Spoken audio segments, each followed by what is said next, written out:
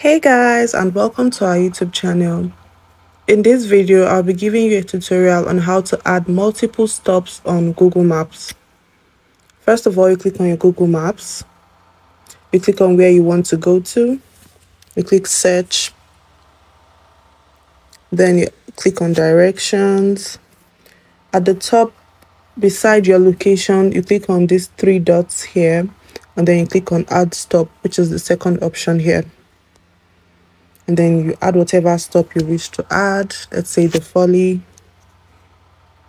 Then you can keep adding, let's say Audi. Then from here you can just keep adding the locations you wish to add.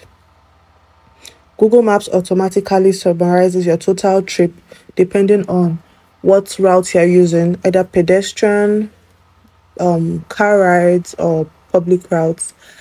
I hope this video has helped you out. Don't forget to give this video a big thumbs up and stay tuned for more tutorials in the future.